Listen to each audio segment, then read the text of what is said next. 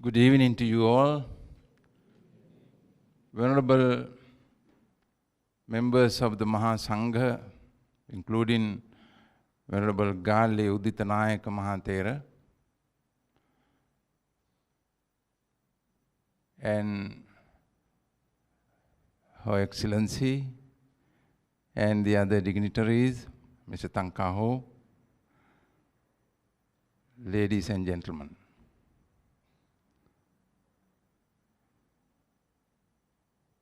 We are gathered here in this evening just to have a very interesting talk, curious talk. Life after death. I appreciate your enthusiastic approach to share the knowledge.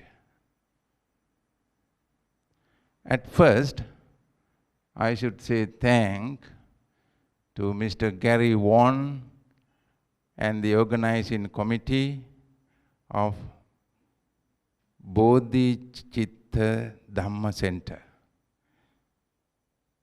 and the Four-Minster Temple organizing committee for organizing this event and also for inviting me to share the event. Once we discuss the life after death,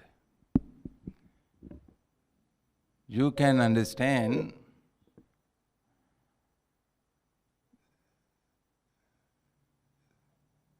it is moving, right? Okay.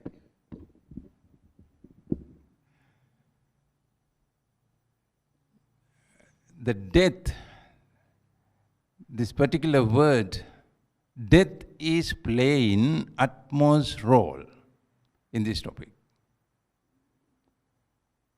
So what is the death? We don't like to talk about death. We don't like to mention about, because it is considered unwholesome. Bad luck. Pantang. Is it? It is pantang. Better not to use the word. And therefore we used to use certain alternatives. Without using this word, we used to say passed away, demise, departure, and so on. But actual thing is, this is unavoidable nature, death is. It is certain. Life is uncertain. See what happened last week? In Philippines, those tourists had to face such fate on the road. They had to face with that reality. See, wherever unexpected time, unexpected way, in unexpected place, we had to face. And we do not like to accept this truth. Maybe you may say, yes, Bhante, everywhere we can see the truth. It is, yes, that the news items we are reading always death, death, death. But not for me. Theoretically, yes. But practically, I am not there. Except me. This is the experience what we are having. We don't like to. And three friends talking about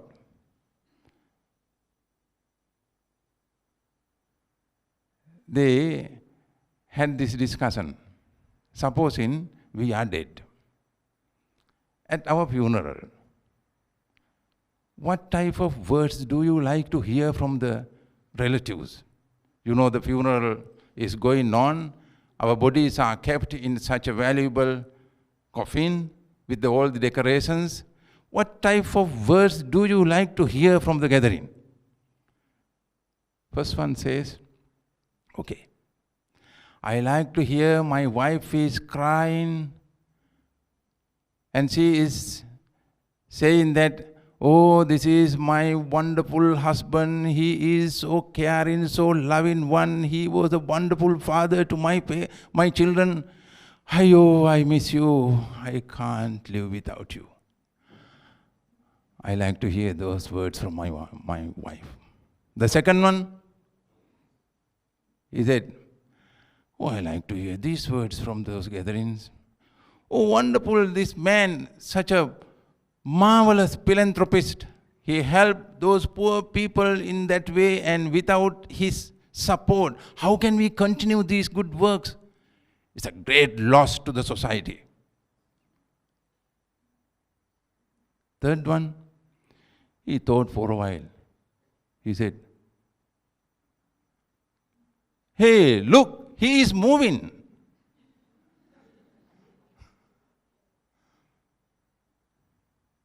He wants to know, he wants to hear this word. You know, even in the coffin, we do not want to admit that we are dead. We just want to come out, pop out from the coffin and just to continue the life. This is, see how, this is the mentality, this is the nature, all of us. And all of a sudden, the nature comes at the time we are not ready, then crying and going. Why we are so afraid of death?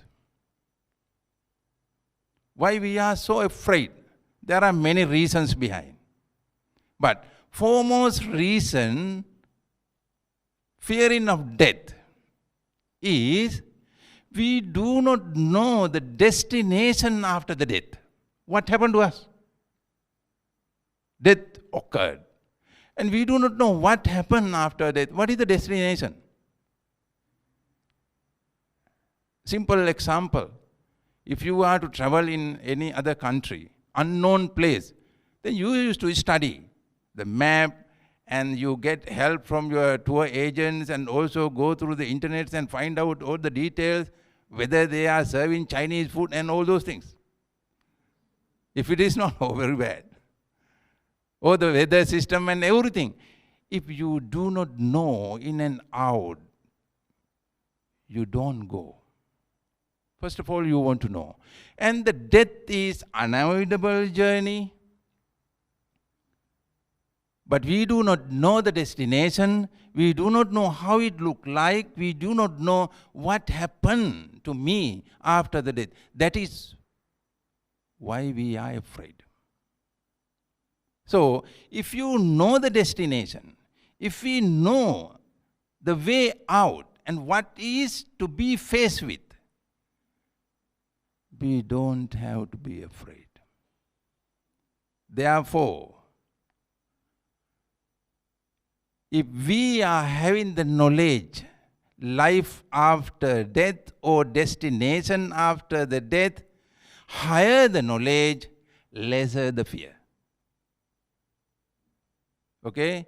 Such a person does not die until he dies. That is why we are here. Okay? If we know the destination, if we know the in and out, what is going on and the destination, we can conduct our life very peacefully. It's a peaceful. No need to be afraid of. So,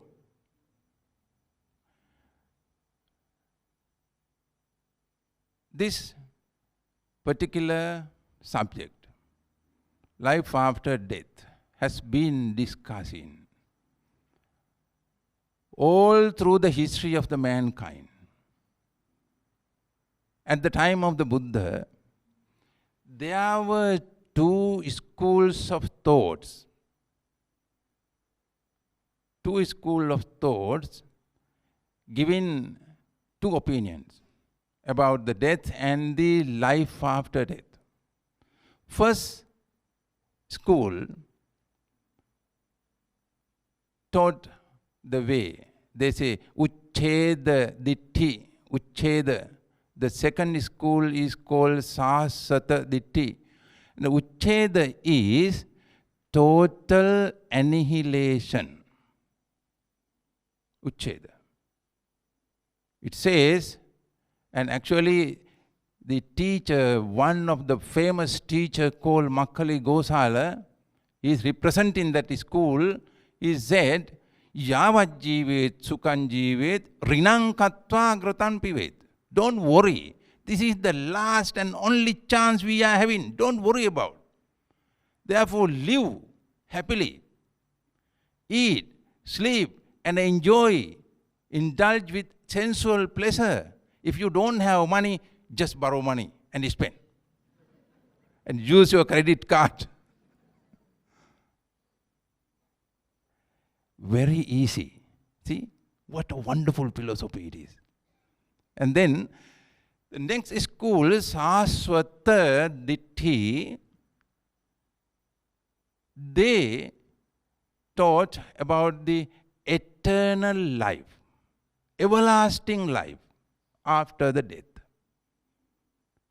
They also taught that this is the first and only chance. There is no any other chance, but you have to obey to the God, you have to obey to the superior, or almighty, or whatever religious rules and regulations. You do this and that, you will have everlasting life after this life. Maybe it will be hell or heaven. Everlasting heaven or everlasting hell. These two sections. And then, if we refer back, the first school, the Uchcheda, even today, most of those people, actually in this commercialized society, the first way of philosophy is welcome by most of those people. Then, the Uchcheda or total annihilation. Nowadays, we are also using those terms, materialism, secularism, consumerism. These are the terms what we use. And whatever it is, to be used by you, or otherwise to make money. Everything is to be made money. Then consumerism. Actually, this philosophy, this is the actual philosophy most of those people are following. If you go further, this is the philosophy actually followed by the animals. Animals are having very fundamental necessities. Ahara, Nidra, Bhaya, Maituna. These are the 4 fundamental necessities of those animals. Just eat, sleep, indulge with your sensual pleasure, and then thinking about self-protection. This is the philosophy, very simple. This is the philosophy which is shared by the animal. And because of this,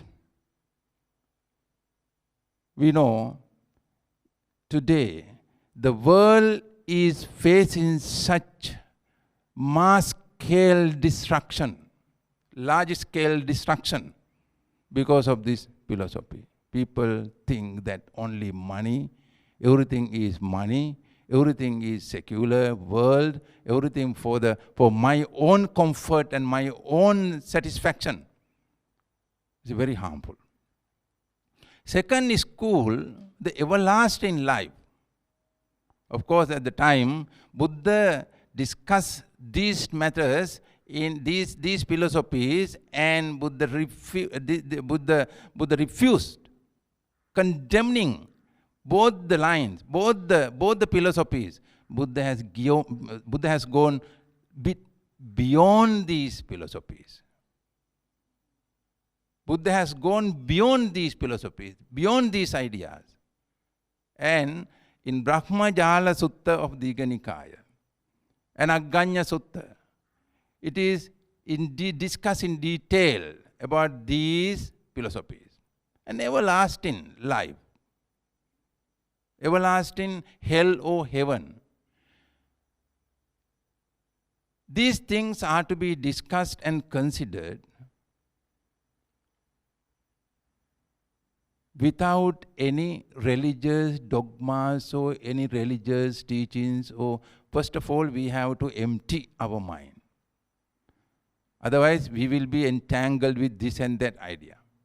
And we have to think rational way. The rational thinking is the foremost power and weapon to be used to gain the knowledge. And then what about this eternal life, eternal hell or eternal heaven? Eternality. And there were so many such discussions among those scholars and intellectuals and well-known scientist and philosopher. Bertrand Russell wrote in his Religion and Science, the book called Religion and Science. He says, eternal life or everlasting life is pure myth. It doesn't help with, it has no help by the science. And then, if there is an eternal punishment or eternal reward, we have to think whether it is reasonable or justifiable. You know, when we think the large expansion of the time, vast expansion of the time, can you find out any beginning point of the time? Can you find out any ending point of the time? No, there is no beginning, no ending. You know, maybe sometime 1,000 years, 1 million years, 1 trillion years, still time is going on. Everlasting mean, eternity mean, there is no end. What is the human life expansion? Maybe maximum limit, 100 years. Maybe 50 years, 40 years. Maybe Mr. Tankao is having now nearly centenary, right? There are such experiences, some extraordinary cases. See this limited time, the human life expansion is nothing to compare with the time expansion. Okay? And to compensate for this little bit of time of the human life, to compensate, is it reasonable to be given a punishment forever? Just 400 years. It is reasonable to be given a punishment or reward even? Okay, supposing you will be born in the heaven, having all the luxurious facilities. Do you think that you can feel and you can enjoy all the luxurious facilities? Do you have any good feeling? No. Always you are having good food, always you are having all the comfortable life. You do not know what is suffering. Good and bad is comparative things, comparative experiences. You know, darkness can be recognized because of the light. Goodness can be recognized because of the badness. Comfortable life always compared with. You fed up. Even the heaven also fed up. And what about the hell? What do you think about the infant, maybe just born infant? Maybe sometime you spend about 1 year-old boy or 1 year-old baby or 7 days old baby terminate its life here.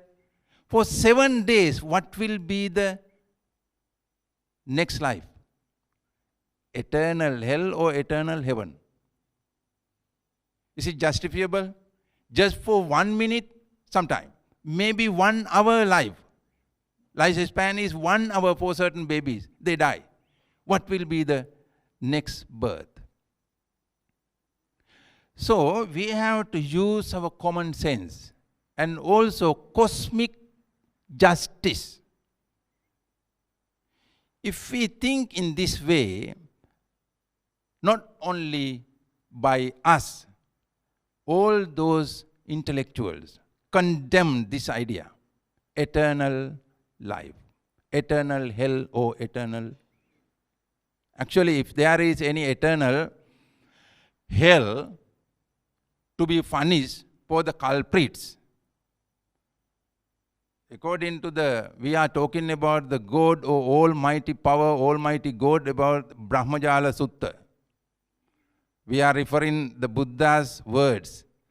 If there is any such hell, the Almighty is the one to be put into the hell to punish. Why? See, all the disasters created by him, they say. What happened in Pakistan? Flood. About 1 month's time. Continuously flood. No shelter, no food, no medicines. Millions of people are evacuated, displaced. No medicine. What is the disaster Almighty created? And again, what about the tsunami? And all the other disasters, and Katrina and many other landslides and flood and volcanoes. How many thousands, how many millions of people lost their lives throughout the history? If it is so, if the responsibility goes to the God or the Almighty, He is to be punished first, because He is also abide. He also has to follow the law created by himself. Buddha rejected these two extremes. Then Buddha says, first to study what is this human body, and then having given the analyzation, Buddha has prescribed and also preached us with his own experiences. This is not the first and last, the life. This is not the first life or last life. This is one of those experiences of the process of lives. It was there in the past, it will be in the future as well. Then the Buddha says, you are responsible for this, your own life. This, you are the result of your past lives. You will be the result of your present life. Therefore, there will be happening again. Something is happening. And Buddha used the technical term called Punabbhava. Punabbhava means becoming again. Maybe some other terms can be used.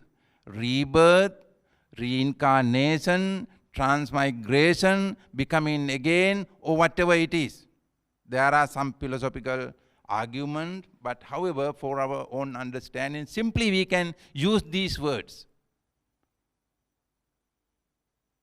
There will be something, but it is not everlasting. Neither everlasting or no annihilation.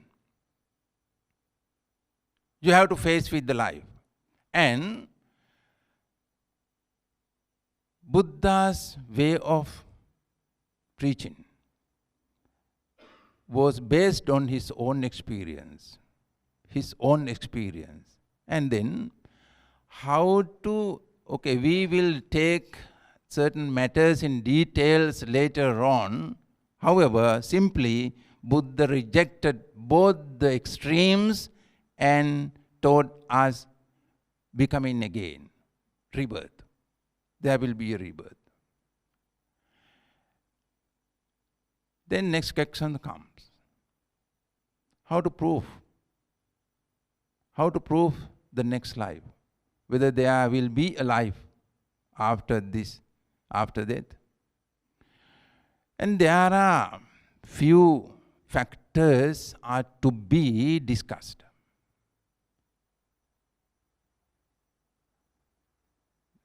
mainly, I prefer three things. Recollection of the past life, recollection of the past life by the young children. Second thing is regression of the past life by certain people. And then another factor is child prodigy. These three things. Child prodigy. If you have watched the video program just before this talk, and you are convinced about the past life. Actually, certain research works carried out by, I think that was the video program that the Arthur C. Clarke, Dr. Arthur C. Clarke is was the Chancellor of Sri Lanka University Moratuwa campus and also a Sri Lankan scientist. He has gone through many cases in Sri Lanka, England and India as well, and he has proven those cases with his scientific studies. Actually, Arthur C. Clarke is the first to predict about the satellite IT system to the world. He's a fiction writer, scientific fiction writer. And then he revealed many factors about the past life. Not only that, Ian Stevenson and many such scholars, Ian Stevenson was the professor, served at the Virginia University, and many other scholars. Actually, I don't want to give in details. You can log onto your internet and go through thousands of stories you can read, scientifically proven stories. And among those stories and the regression of certain people are also very interested. And among those people who had some extraordinary powers in regression was Edgar Cayce, who lived in Virginia. He died in 1945. Edgar Cayce had a certain power. He could trance himself into a deep sleep. When he is in trance, he could read the other's mind. Whoever approached, whoever confronted, he could read one's mind. Then this method was used as a therapy. Many patients came and asked for the remedy, the solution. And then once there appeared a man, he complained about migraine, acute headache. Then he wanted to have a reading. He said that I have been spending so much money and time to get cured, but could not. Please help me. Edgar Cayce in his trance started to talk, read his mind. He said that this is not a physical pain. Physically you are fit, no problem with physically. But you are having this problem causing a certain bad deed occurred. No use of taking any medicine, no material medicine is helping. Because you are compensating for certain bad deeds. 180 years ago, you were serving as a soldier in Greece. At the time, because of certain dispute, you killed your friend, stabbing on head. Later on, you hide out and buried the body against the ruined house wall. And then, because you extended such a cruelty towards your friend, Thenceforth you are compensating such acute pain. You are having this acute pain for 3 lives. This is the cause for your pain. Then he asked. Actually, that the patient did not believe about that story. Anyway, he wanted to have a remedy. Then he asked, please explain how to get rid from this acute pain. He said, yes, there is the way. To get rid from this pain, you have to generate counter force within yourself instead of compensate those cruelty you extended at the time. What are the cruelty he extended? We know cruelty, anger, aversion, hatred, ill will. Those are the cruelty and bad thoughts and negative thoughts. With these thoughts, we are compelled to do all those bad deeds. That is what he did to his friend 180 years ago. Now you have to generate counter force within yourself. What are the counter force? What is the counter force? That is love, compassion, care, mercy, kindness. These are the counter mental force to be generated. Then Casey advised, you must generate those good thoughts and white thoughts within yourself. Extend those thoughts towards your near and dear ones. You will have the good result. Actually, he dedicated himself faithfully. Within 10 days, he had certain good result. And it is recorded, within 20 days, he could get rid of the acute pain. This is the story. It was recorded very well. Later on, Virginia University Research Council took the case and conducted the research work. They found all the details, actually all the details were given by reading, that Edgar Cayce is reading. According to the details, they found out the place and excavated with the help of the archaeological survey. And they found a skeleton with the head injury. With the technique of carbon-14, it is the modern technique, latest technique. Through that technique, can find out the time demarcation, any of those objects. According to the carbon-14 technique, they found out the Edgar Cayce's time demarcation is exactly matching with the skeleton. This is not the fiction, this is not the fairy tale, this is not the novel, this is not the fabrication. Scientifically proven incident. All these recordings, all these events are well recorded in the book called Many Mentions, published in 1950 by Gina Serminara. There are many such. And Bridie Murphy's rebirth stories are also well-known evidences. And then, I don't want to go to so much detail, into details, but you can find out once you log onto your internet. And then, what about these stories?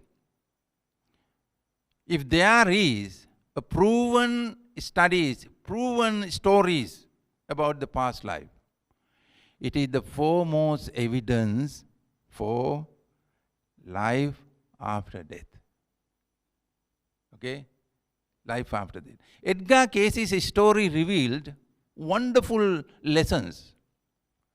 First thing is, each and every good and bad deeds are producing repercussion, a result. Good or bad result, accordingly, Buddha explained this as the karma. Karmic effect, karmic result. And then the second thing is, if there is any bad repercussion or bad experience what we are having, which is called kamma vipaka. Kamma vipaka means bad results of the bad deed. If there is any such bad result or bad repercussion, what I am experiencing now, I can get rid of. How? With my own effort. Edgar Cayce advised, though he was not a Buddhist. He was not a Buddhist. He did not know in actual life. He did not believe life after death. He did not believe previous life. What is the remedy? Therefore, I like to tell you, my friends, don't worry about the kamma vipaka. Kamma vipaka, the bad repercussion, whatever bad repercussion we are facing with or we are to face with. Not to worry. You can get rid. How to get rid? Generate counter force within ourselves. This knowledge is sammaditthi. Then we make effort, producing, generating the counter force. This is samma vayama. Then this is what exactly Buddha said, that Edgar Cayce's story is actually analyzed by the Buddha. Buddha says, yassa papang katang kammang kusalena pitiyati. If you happen to commit any bad deed or any sinful action, if you are having that knowledge, if you want to get rid from the bad repercussion in the future, you can do that. There are many such examples in the Buddhist history. After compensating, after generating good thoughts and good power, many thousands of millions of people got rid from the bad repercussion. Foremost example is Venerable Arahant Angulimala. You heard the story? Angulimala said to have killed how many? About 1,000 people, right? But he could get rid from the repercussion. And there are many such characters, many such Arahant characters we can study throughout the Buddhist history. And then I invite you, please log on to the internet and go through and find out those stories and evidences. And what about the child prodigy? Certain children are born with certain extraordinary abilities, extraordinary powers. And then I have some notes about those child prodigies. And one of those foremost well-known story is child prodigies, musical child prodigy, German composer Wolfgang Mozart. Wolfgang Mozart started playing music at age 3 and wrote his first classical piece at age 6. Mozart claimed he lived many lives as a musician. And then, please go through the story. And then, another case, Luberg, a boy. By age 2, he knew the history of Rome and Greece. And age 3 to 5, he could speak Latin, French, and German and discuss highly academic topics. And another case, Elise Roberts from UK, youngest member of Mensa at age 2. His IQ level is 156. IQ means brain power. IQ level 156. Albert Einstein's IQ level is 160. This child at the age 2 had IQ level 156. See, he could identify more than 35 capitals of the world and count in Spanish. Age 2. And then there are many such cases. I am also having my personal experience about this child prodigy. In 1990, we heard about the child, the son of Dr. Seneviratne in Kandy. Having heard, actually it was very difficult to get permission from the doctor, the father, because he did not want to reveal the child to the, expose the child to the media. He thought that it will be effect to his son's future. Anyway, we had that chance to meet him. He was age 3 at the time. We met him just when he returned back from the kindergarten. At the age 3, he could recite 3 sutras, well-known 3 sutras, Mangala, Karaniya, Ratana, these 3 sutras, he could recite very correctly. And then, when we were given 5 books, he selected Ola Liu books, which is more than 100 years old. Those writings, the characters, only could read by scholars. He just opened the book and he started to read. It is Satipatthana Sutta. And then when we read whatever sutra, we incorrect way we read some phrases.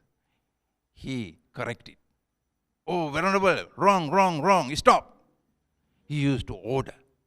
See, just like a high priest, sitting like this, very proudly, he just give orders.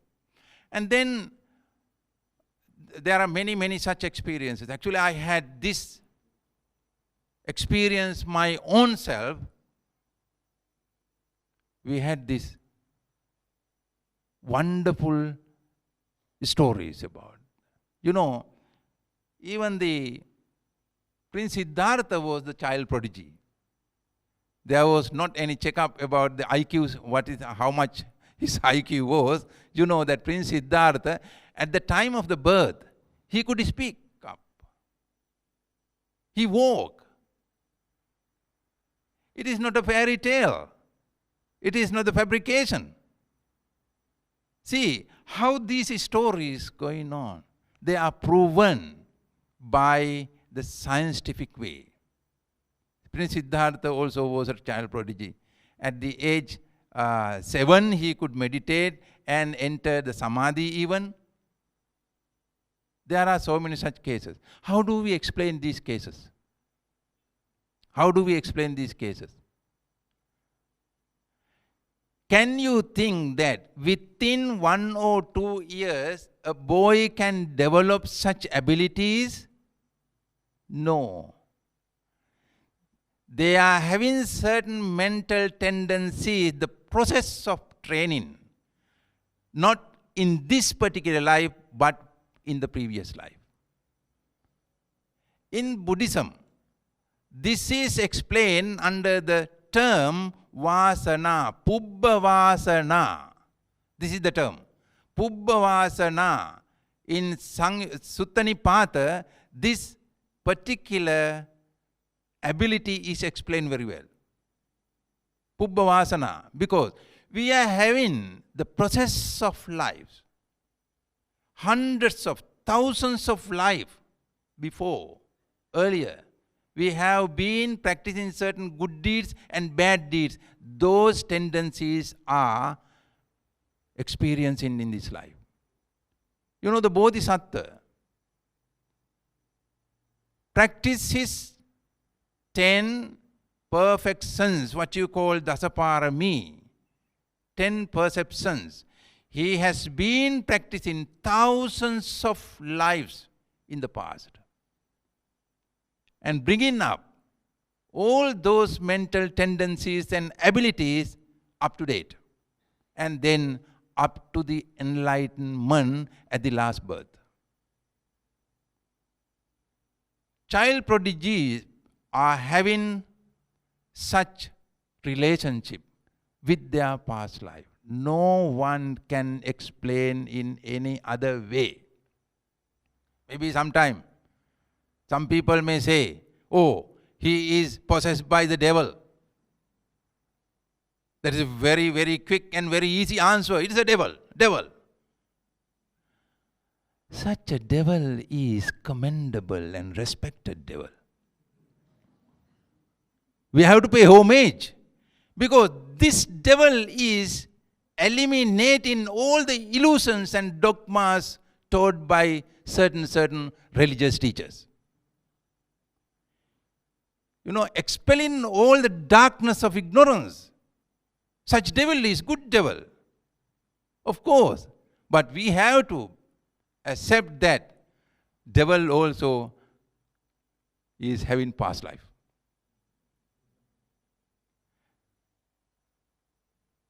Then these are the scientific explanations. What we could come to the conclusion, where we can come to a conclusion about the life and after the death experiences. And about those past lives, highly developed spiritual persons, spiritually developed people could remember. And at the very day of enlightenment, Buddha claimed that he could remind his past life. At first, he just went through one past life, then the previous one, again 3 lives, 5 lives, 10 lives, hundreds of lives, thousands of lives he could recall. He could recollect. All those arahant, enlightened ones, enlightened monks, maybe lay disciples also, could recollect their past life, which is called Pubbe Nivasanusati Jnana. Pubbe Nivasanusati Jnana. The ability of recalling the past life. Then, we are taught by, not only by the Buddha, also we are taught by those intellectuals and researchers about this truth. And then, the next question is how this rebirth take place. How this rebirth take place. Dear friends, this body is composed by 2 components. This particular body, 2 components, Rupa and Nama. Rupa mean matter. Nama mean mind. When Albert Einstein was asked, "Sir, what is mind?" He said, "No matter." Okay, what is matter? Never mind. Exactly. Mind and matter. That means matter mean the material body, this physical formation, Rupa. Nama is mind. This physical formation and the mind integrated, working together. Once these 2 forces, 2 bodies are working together, we call, it is the life. He is living. That is life. In certain point, these 2 bodies are disintegrated, separated. That point we recognize as death. What happened after death? This physical structure, this physical body, maybe some people believe that this is creation of certain Almighty. Of course, it is the creation of 4 elements, nothing than that. The four elements are Patavi, Apo, Tejo, Vayo. Patavi is solidity. Apo, liquidity. Tejo, heat. And Vayo, motion. Solidity, liquidity, heat and motion. These are the four elements. Modern science explains about more than 100 elements, but all those elements are included within these four factors. This is the creator. And then mind is integrated with this physical body. Then life is formed. It is just like how water is formed. What is the water molecule? It is a creation. Water molecule is a creation, of course. By whom? Hydrogen and oxygen. H2O. That is the creation. There is no any other mighty power or mighty God. The life is created by these elements and the mind. When it is disintegrated, body is started to decay. Decaying, or sometime cremation has come out, or otherwise if it is buried, maybe about few years later, you can see all the materialistic parts are dissolved, absorbed by those certain energies. No more body. But mind doesn't. Mind is not vanished, dissolved or decayed. It goes on. How it goes on? Mind is the very force and energy or the power which governs the body. That is why the Buddha said, Mano pubbang gama dhamma mano setta mano maya. Mana, the mind is the foremost power. Mind is the forerunner. Mind is the master. Mind is the creator. At last. This mind just disintegrated from this body and it goes somewhere accordingly, forming another physical life, physical body, forming another life. And then, according to the Dhamma, there are many places we can be reborn. We can be reborn. But I'm very sorry, our friends, mostly our friends in Singapore, they used to believe all of those departed relatives are being born in the ghost realm. Very wrong. But you know those ghosts, do you recognize those ghosts? Yes. It is very easy to recognize because they are very hungry.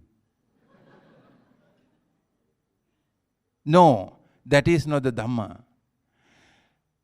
Those living beings, having spent this present life, will be born in certain realms. There are 3 sections of those realms: Kamaloka, Rupaloka and Arupaloka. Mainly, very common place is Kamaloka. Kamaloka is consisting with 4 woeful states, 1 human state, and also 6 divine realms. Divine realms. Those 4 woeful states are namely mentioned: Naraka, Tirisang, Preta, Asura. Naraka means hell or purgatory. Tirisang means animal world. Preta means maybe you may call hungry ghost. Okay, there is a place for them. And then Asura means semi-god or semi-divine being or evil, devils, maybe demon, the world. And then the Manusaloka, the human realm. And there are 6 divine realms also. Wherever, according to the mental tendencies, mental conditions, what you have accumulated, whether it is good or bad, the next life will be decided accordingly. And then, by that way, who decide where to be born? Who decide? No one needs to decide for me. Attahi attano nato kohi nato parosya. No one needs to decide for you. There is no any other master. You are the master. You are the conductor. You are the responsible person for your own way of life. Whether you will be born in a realm of animal, or realm of purgatory, or realm of divine being. There is no one. Even the Buddha would not be helped. Or any other monk. You come and have blessings for hours and days and years, but the monks also would not be able to decide where you will be born. It is my own responsibility. Therefore,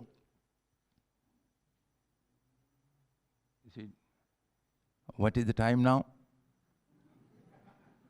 8 to 8. Oh, sorry. Okay, here it is. We spend more than 1 hour now. More than 1 hour. And then, at the conclusion, where to be born is the very important question. All of you do like to know where you will be born, right? We have to charge money, each of you, just to verify, just to know. Of course, we can give the method. No need to come after these bantes, okay? Don't come. You can realize, you can decide yourself today itself where I will be born in my next life. I can give you the method. In Kukkuravatiya Sutta, Buddha has been confronted by a certain ascetic called Kukkuravati. Ascetic means, ascetic, they are having such a rigorous practice. Not the Buddhist. Rigorous practice they had. Then at the time, those Achelaka and Ajivaka and Paribrajaka, there are so many sects at the time of the Buddha. The Ajivakas were practicing the rigorous practice of the conduct of animal. They just follow the lifestyle of animal. It is actually rigorous practice. Because they thought that according to their teaching, this is the way to come out from the craving and lust and all the defilements. They practice the way of animal. That is the rigorous disciplinary practice conducted by the contemporary ascetics. And then Kukkuravatiya the ascetic came to see the Buddha. And then he sat just like an animal in front of the Buddha. And then he requested the Buddha, Venerable Sir, you are very famous, having such a divine power. We heard that you can read the other's life and can say what will be the next life. I came to know, please explain where I will be born. Tell me my next life. He requested. Buddha says, oh my dear, no one wants any divine power to decide what will be the next life.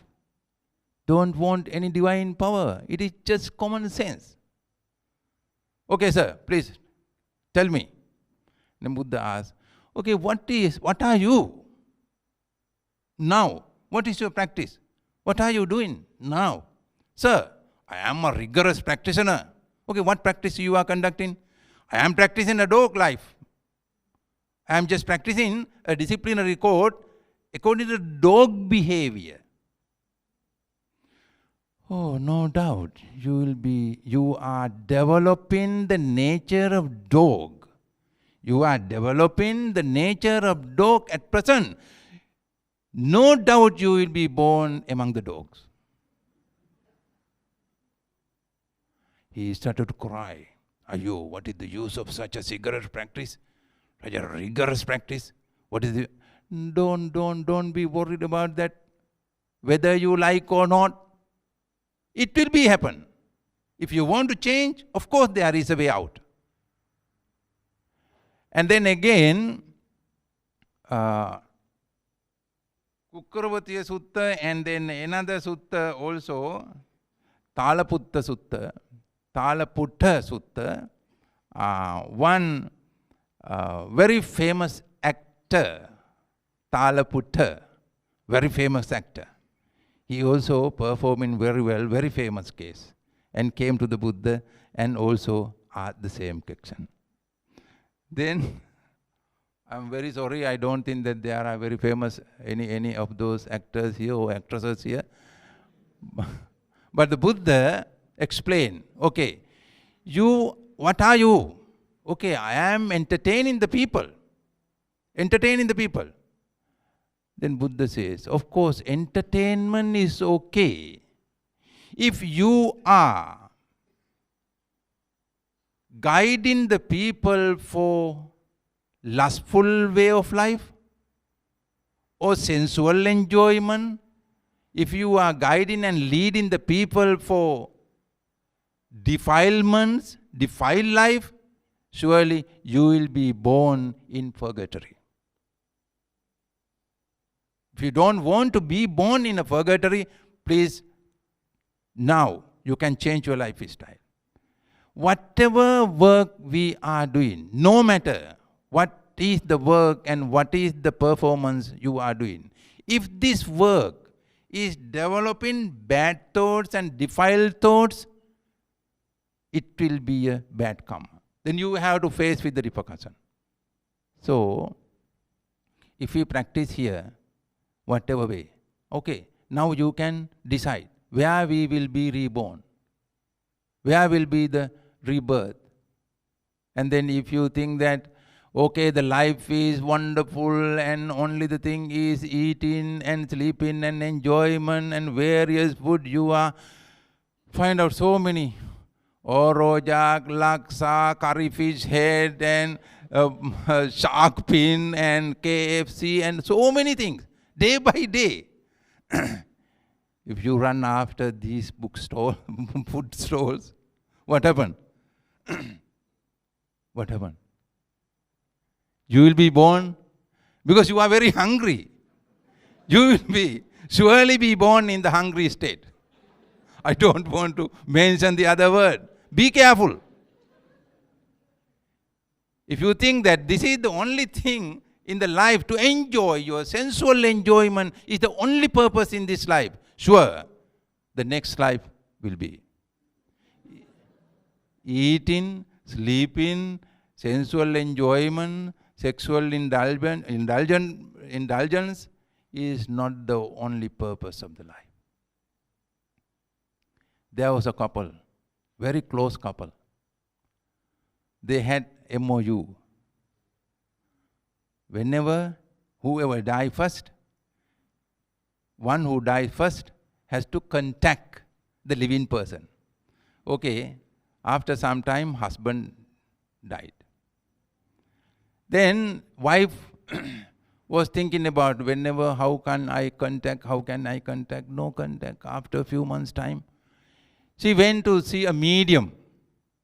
Through the medium, he wanted to contact. Okay, medium could contact the husband. Oh, he started to talk. Oh, wonderful. How are you, my dear? Oh, he explained about his life. How do you spend your life? The wife asked. How do you spend your new life? Wonderful, wonderful, wonderful life. I eat and sleep and enjoy myself. There are many girlfriends. There are many boyfriends. There are so many various types of food I am enjoying, sleeping. Oh, wonderful life. Oh, wife was actually having some jealousy feeling also. Oh, this man is having such enjoyment. So many girlfriends, so many boyfriends. Oh, what type of realm, what type of divine realms you are living in? Oh, I don't know what type of heaven it is. I am a rabbit.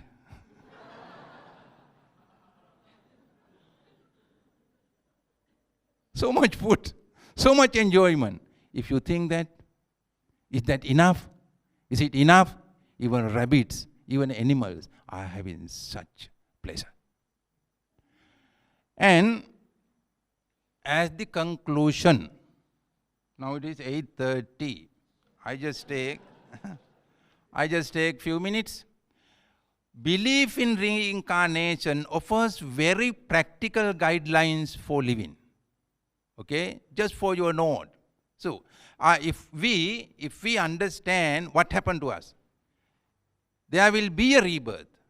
Then these are the results what we can gain. I am no longer afraid of death.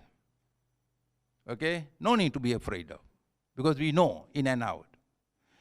Secondly, I am responsible for my own actions. And then one becomes ashamed not for the punishment, but for the bad deed he committed. We used to always be very ashamed and very shy about the punishment. Wrong. We have to be ashamed about our own deed, not about the punishment. And then, I do not condemn others for their sex, color, race, poverty, inability, because the same may be experienced by me in the future. And then, containment in the family life. Do not force children to conform to our image of what they should be. We used to force our children. You must be a doctor. You must be a lawyer. No, I don't want to, daddy, I don't want. No, you must be. Then drag him here and there and tuition day and night. What happened? Can you achieve the target? See the child prodigies. We are all of us are having that ability. Certain hidden abilities. All of those children are having abilities which comes from our past lives. We have to recognize the character and then lead him to the proper way, not for our own plan. Okay? Otherwise, he will be wildered. The children will be wildered. Don't force. Conduct a discipline and moral life. And then, whatever good deeds we can make continuous effort, because had repercussion for the future. I also try to compensate for my bad deeds. We respect the environment and other sentient beings because we will have to return to this world. Respect and care for ecological system. You eat and consume everything, I just go. No. Save the planet. We have to come back. And then, the best thing is not to wish to become any of those evil or any of those ghosts or any other realm, even not to wish for a divine realm. Divine realm. Because why? Divine realms and all those divine abodes, they are having very limited power. They have no power to decide for themselves. They have no power to change themselves.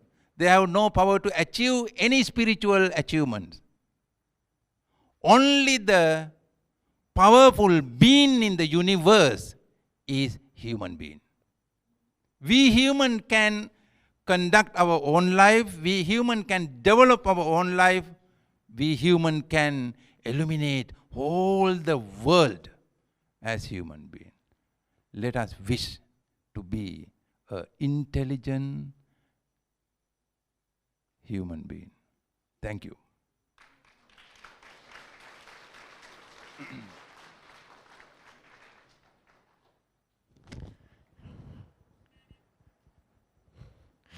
Thank you, Bhante. We now accept your questions. There are two mics with the volunteers. Just raise your hand if you need to ask the questions.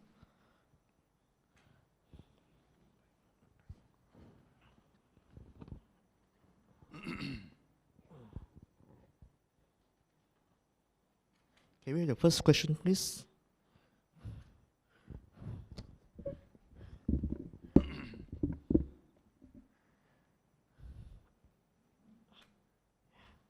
Yeah, can we have a mic here? The first row, please.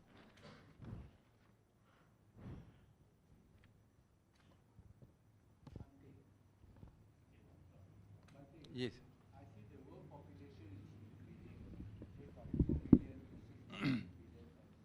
Higher and higher up.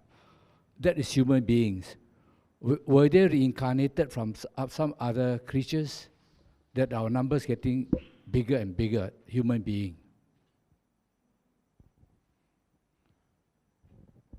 Compared to the lives among the animals, the quantity and the number of animal, the human number is still very small, inconsiderable, right? And then in one, how to say that, the one cage of the ants, is the cage? Oh, nest. The one nest of small ants, maybe few millions of ants can be found out. And then, of course, the number is increasing, but according to the knowledge, the present knowledge, we are having that number, but we do not know in the past. There are certain evidences that Atlantic civilization, and also revealed by Edgar Cayce's reading, there were more than, there were living beings, human beings were living in the past more than the present number. And again, this increasing of the human population is due to good karmic power. Not only good, there may be some bad karmic power. And Mr. Tan Kah Ho, again, these problems are to be discussed in details, but Buddha says in Anguttara Nikaya, there are 4 things are unthinkable. Buddha Visaya, unthinkable. Buddha Visayo, achintyo. Jnana Visayo, achintyo. Kamma Visayo, achintyo. Loka Visayo, achintyo. The nature of the Buddha is unthinkable. The nature of the highest spiritual achievement is unthinkable. The nature of the karma is unthinkable. Nature of the universe also unthinkable. Okay? And if we discuss, there may be no ending point or conclusion for certain questions. But it is enough, certain knowledge. You know, when doctor confront with the patient, certain with attack by virus. Attack by virus. It is not the duty of a doctor to examine and go through the virus. How look like this virus, which country it is come from, how it is originated, and how this virus, how it is, how long, how big it is. No. The doctor's duty is to treat the patient. And then, in the way, Buddha also said, the way of the implementation of karma is unthinkable. It is so vast knowledge. Buddha had that knowledge, and again he said that I just tell you the essential part only. So, if we know the function of the karma, if we know the repercussion of the karma, that is the most important knowledge for our day-to-day life.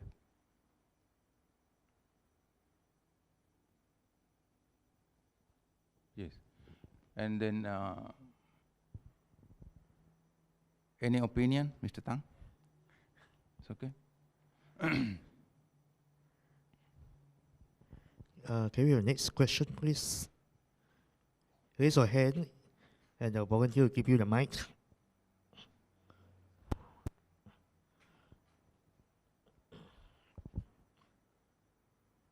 Hello. Hello, sir.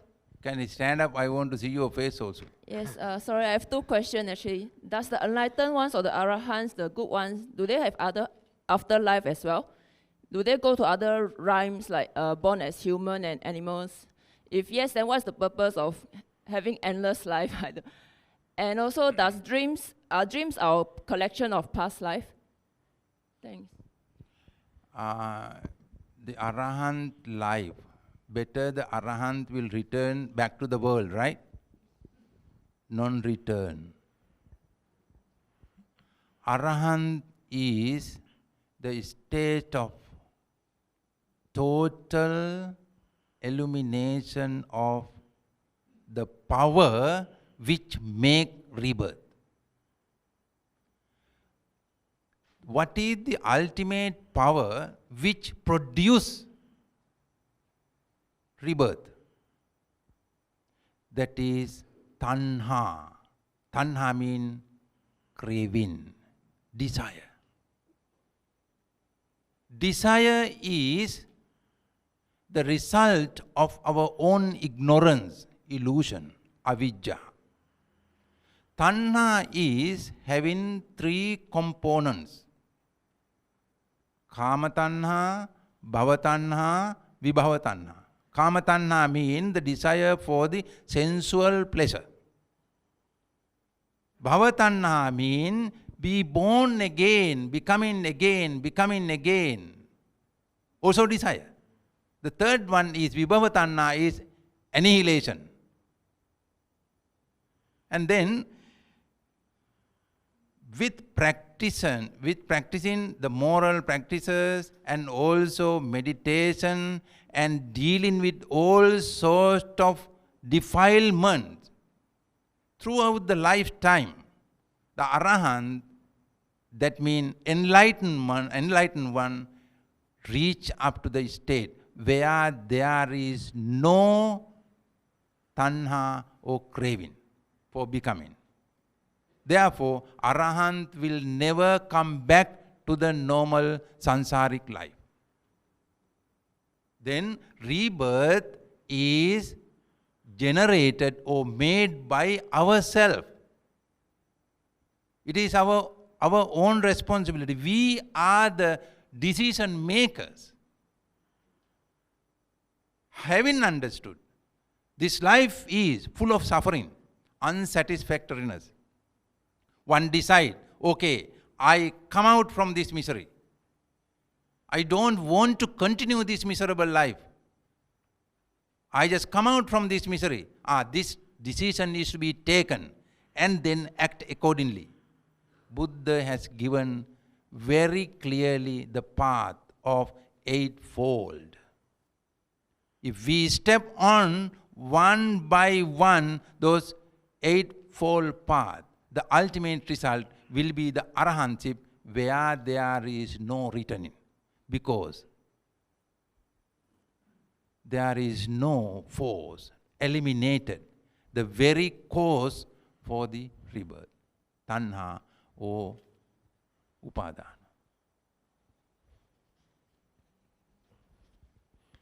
Okay, Bhante, we have a question.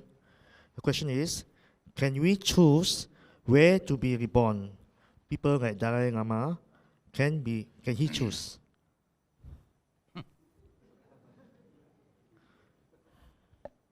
Can we decide where we will be reborn? Right? Can we decide? What do you think? Having had certain knowledge about the life after death, now you would be able to answer. Okay? Sure can. We can decide where I want to be reborn. Can decide. Okay, simple example. Once you jump from a plane or the helicopter with the parachute, Okay? You can see that National Day, how clever they are, right? They jump from maybe thousands of, I don't know, about 20,000, 30,000, maybe in certain disaster time, maybe war, such conflicts. They jump from 50,000, 60,000 sometime. Those people who train well, with hard work, training, then they come to the place where it is called bullseye. Bullseye is the point. They come, they just know how to control the parachute. And they study what is the wind blow, which direction it comes, and what is the environment. And he just come to the real point. One who does not know how to control, does not know how to study the wind blow, what happened? He will be landed somewhere in the forest, maybe in the barn, maybe into the sea, right? Don't know where to. If we is having proper effort and training and enthusiastic forwardness, sure can, where I want to be born. Can decide. Yes.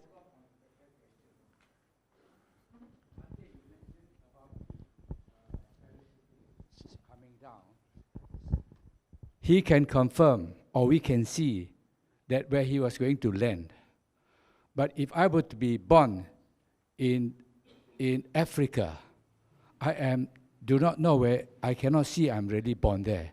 How are we going to know that, this is happening sometime in the future? And whether I'm landed in Africa or not, I really do not know, although I think I'm going to be born there. How do we ascertain that? Can you explain further? It is just to explain it further. Yeah. I was just following up on the parachutist landing up on the platform. So he trained, he arrived there. But if I were to say, I would like to be born because I determine I do all the good deeds, and then I want to be born in South Africa on the, by the beach and so on. I am not sure because actually I am there. And my friends didn't know whether I'm actually born on the beach in South Africa, Johannesburg.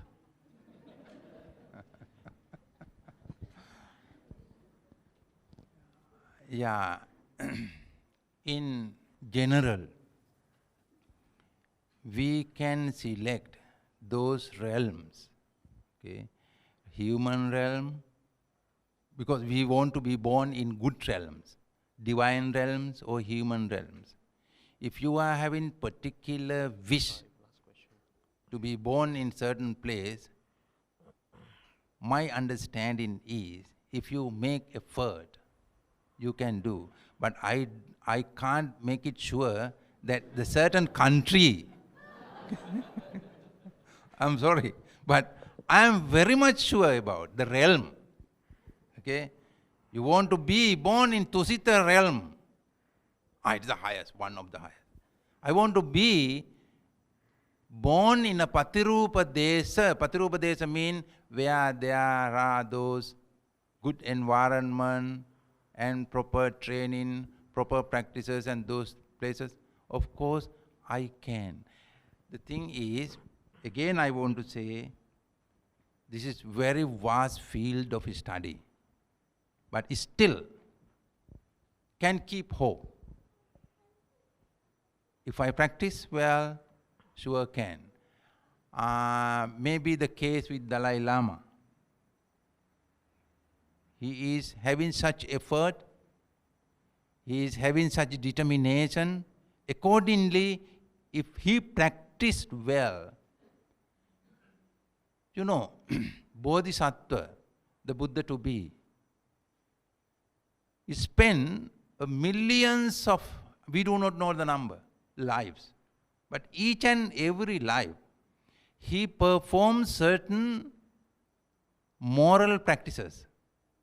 with one particular target. Each and every life, he had that particular target, that only target, that is enlightenment. I will be. For that purpose, his speech, his thoughts, his physical actions, he control and focusing towards that particular target. He act accordingly. Ultimately, he could achieve. Those stories are recorded. 550 stories are recorded. You know, he had, it is a very good point, he had most of the life the same wife, same child, same mother, same father. Very good news for you, right? Mr. Tankaho, you can have same people, you know. And then if there is, you know that not only myself, if there is any such wish, your child also must practice. Your wife also must practice. Practice together. It is a family effort. It's a common effort. Teamwork can achieve. It's a teamwork. Sure can. Come on, Mr. Tankaho. Okay, thank you. Okay, the next question, please. Raise your hand, and we have the volunteer give you the mic. Venerable, I've got two questions. Okay, first. The first one, you mentioned in your speech that depending on the mental state of the person when he passes, that would decide where he goes. If a person has a disease, he's suffering from some disease, he knows there's a time frame, he can prepare himself. But if a person suddenly gets knocked down by a car, has got no chance to prepare mentally, Yes. how does one decide? That's first question. Second question is, Can we deal with the first person? okay. Okay. Yeah, that means he doesn't have a chance to change himself, right? To be born in a proper place, right? Sometimes he is having a sudden death, right? Yes. If he is having sudden death,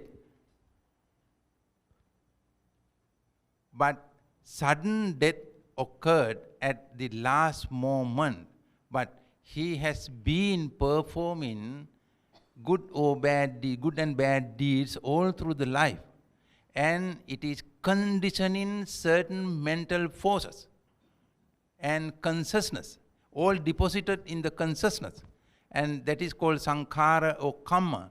According to those conditioning mental tendencies, he will gain the rebirth. No way out.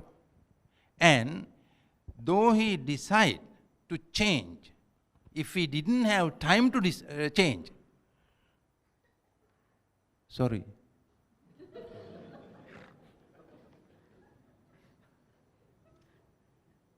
That is why Sammaditthi is more important.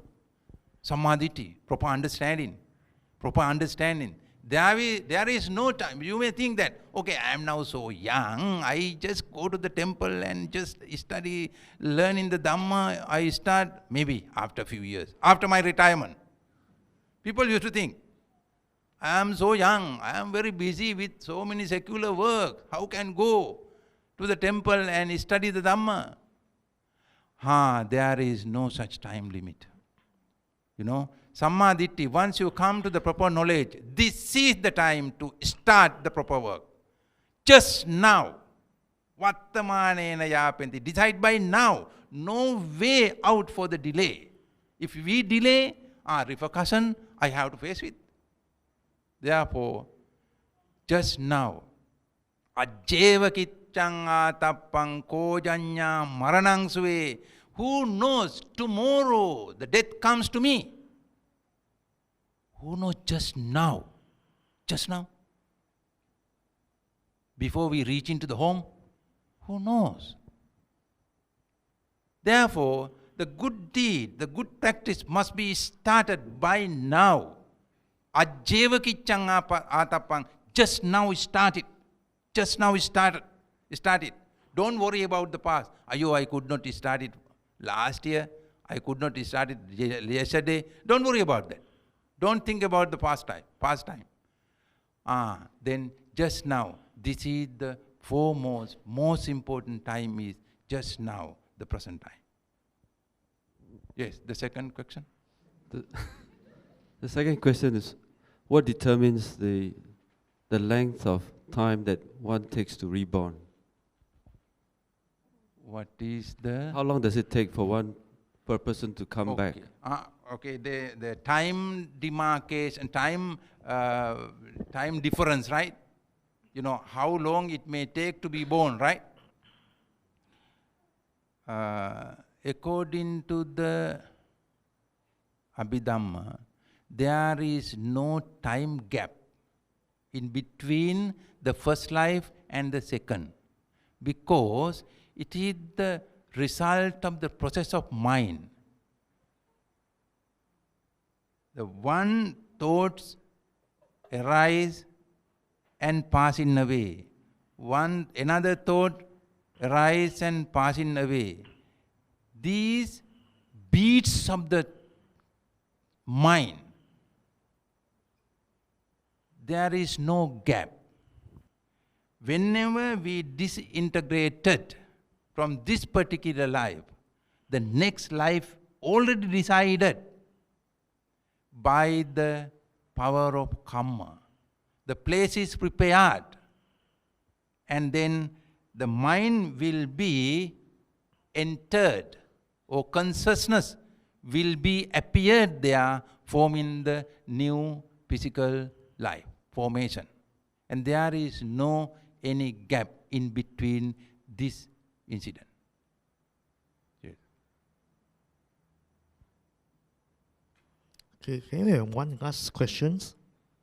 Hi, good evening, Bante. He's here. Okay, just now you mentioned about mental tendency. Stand up, please. Where are you? Just now you mentioned about. Where are you? Okay. Please stand up. Just now you mentioned about mental tendency, right? Can I just confirm my understanding? Should a person is always sad in his or her lifetime, when he or she passes on, he will be sad. I mean, what I'm trying to ask is this will determine how he's reborn, maybe even how he is going to live his life after the reborn. You get the question? Can you explain a little bit? Okay, you mentioned about mental tendency, right? Should a person is always hungry in her lifetime, she may be reborn as a hungry. Okay, so if a person is always happy or sad in her lifetime, she will be reborn as a happy person. What am I trying to ask is this true? And second question, is nirvana a mental state or is a physical place? First one. I welcome you are given answers with the question. Oh, okay. All right. But the thing is, that happiness, what is that happiness? You know, if you greedy, you practice greediness all the way 24 hours, sure you will be born in hungry state. Okay? But if you are feeling happy, if you live happily, you will be born in a happier state. I can't assure. Because why? What is that happiness? Some people happy with drinking. Okay? Some people happy with so many other hanky-panky works. Okay? What that happiness? Happiness is santutti paramang dhanang, Buddha says. What is the happiness? The real happiness comes through the pure mental tendencies. Where there is no lust, where there is no craving, where there is no aversion, where there is no greediness, with compassion, love, kindness, these are the base of real happiness. If someone is having such happier life, sure he will be born in the happier realm. Other than that, I can't assure. Is nirvana a mental state or is a physical place? Nirvana Nirvana is mental is place, a mental state. mental state or Is a physical is, state. is a physical place. It is neither mental state nor physical state. Nirvana. Actually, sister, we may have to share some other time if we discuss about Nibbana. Just for the time being, it is the total annihilation of craving. Craving is the very reason which make us unhappy. Unsatisfactoriness is based on craving and ignorance. Where there is no ignorance, where there is no craving, where there is no desire, that place is recognized as Nibbana. For the time being, this is enough. Later on, we just take the topic in details. Yes.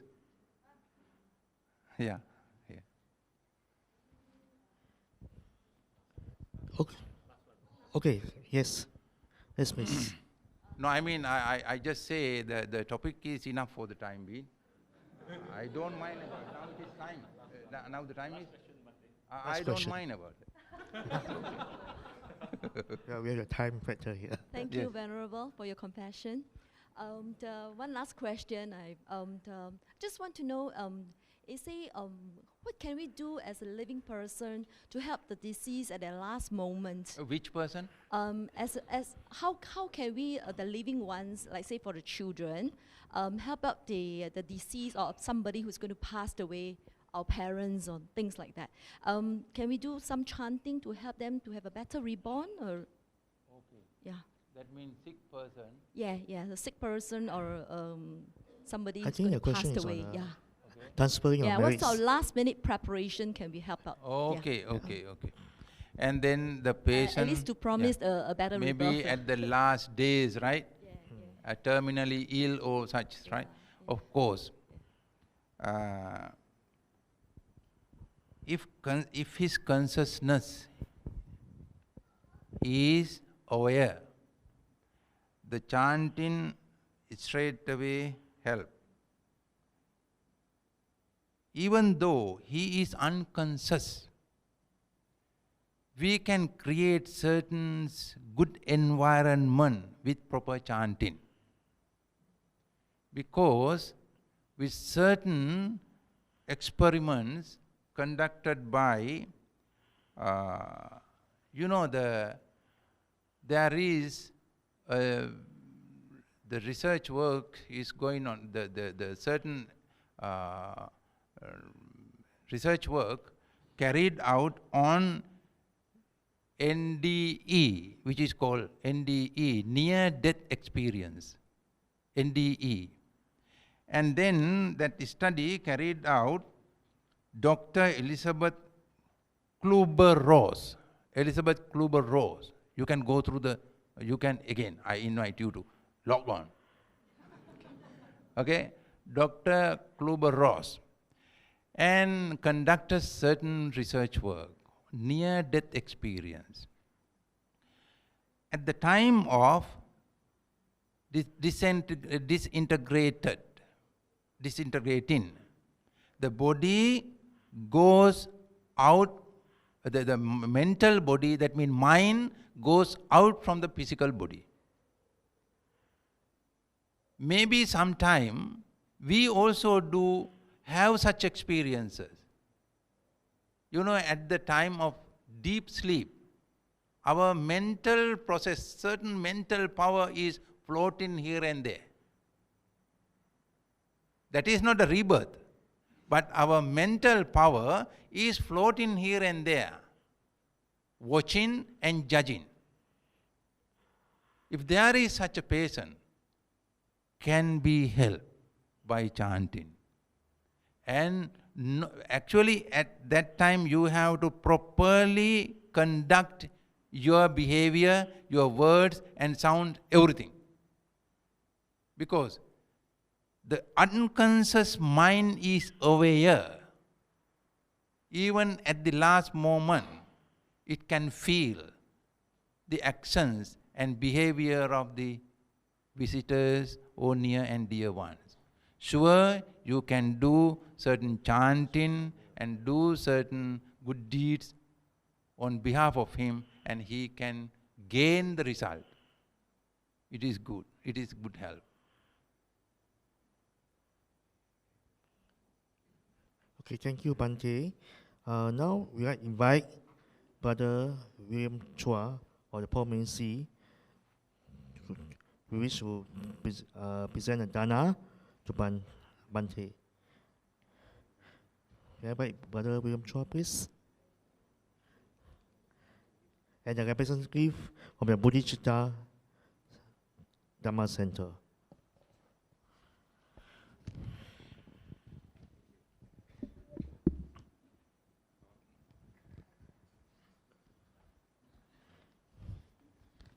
Next, can we please invite Her Excellency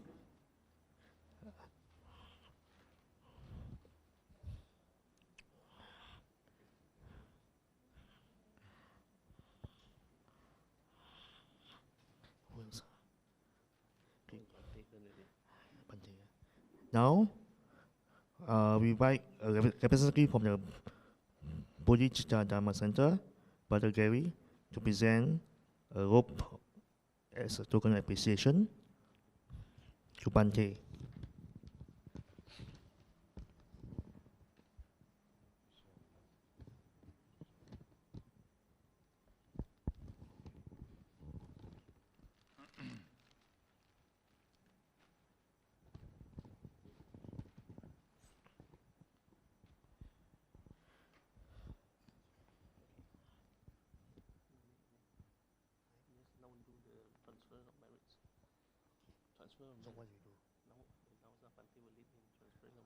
Okay. Now, Bante will read ours to the transfer of merits. Okay, negative. අපි මේ ගාථාවක් කියලා සෙත් පතමු කවුරුත්. Everyone, please stand up. I invite venerable monks to recite verses of blessing, wishing you good health, happiness and all the success. Having heard the Dhamma discussion, been taken part with the Dhamma work, you have also accumulated enormous merits. With the influence of these merits, may you gain good health, happiness and all the success. Ultimately, we, all of us, be able to attain the eternal truth, sublime bliss of Nibbana. Abhivadana silissa niccang vaddha pacayino cattaro dhamma Ayuvanno sukhang balang ayurarogya sampatti sagga Ato nibbana sampatti minate samijjatu sadhu sadhu sadhu